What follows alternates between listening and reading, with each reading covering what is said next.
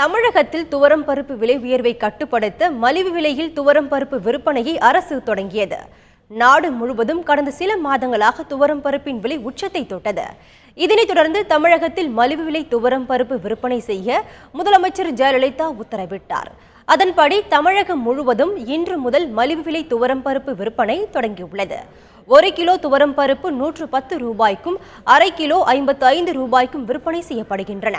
முதற்கட்டமாக சென்னை, மதுரை, கோவை மற்றும் திருச்சி ஆகிய மாவட்டங்களில் உள்ள கூட்டுறவு பண்டகசாலைகளின் 7 அங்காடிகள் மற்றும் தமிழ்நாடு நுகர்பொருள் வாணிப கழகத்தினால் நடத்தப்படும் பல்பொருள் அங்காடிகளில் மலிவு விலை பருப்பு விற்பனையாகிறது.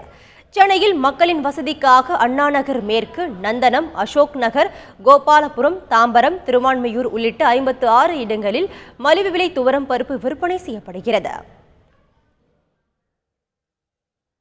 தமிழகத்தில் துவரம் பருப்பு விலை உயர்வை கட்டுப்படுத்தும் வகையில் அரசு கொண்டு வந்துள்ள மலிவு விலை துவரம் பருப்பு விற்பனை தொடங்கியுள்ளது.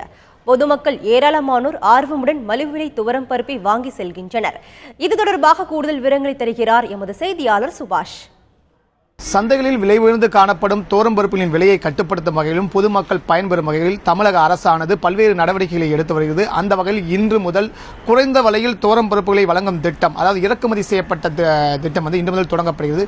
காலையிலிருந்தே சென்னையில் அமுதம் மற்றும் கூட்டுறவு மற்றும் 56 கடைகளில் விநியோகிக்கப்பட்டு வருகிறது.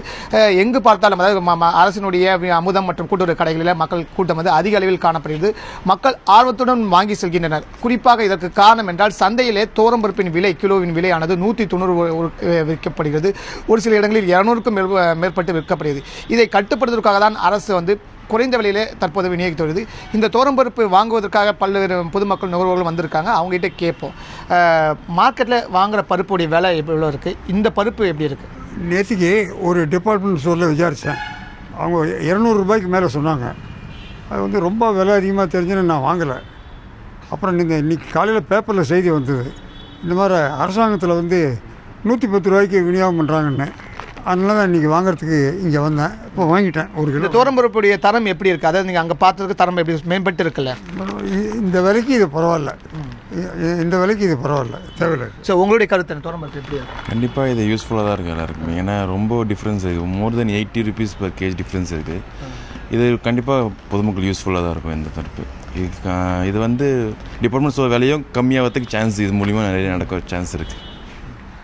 தொடர்ச்சியாக துவரம் பருப்பின் விலை குறைவான விலையில் அரசாங்கத்தினால் தரப்படுவதால் சந்தையிலே விற்கப்படக்கூடிய துவரம் பருப்பின் விலை கணிசமாக குறையும் என்ற ஒரு எதிர்பார்ப்பு நிலவுகிறது.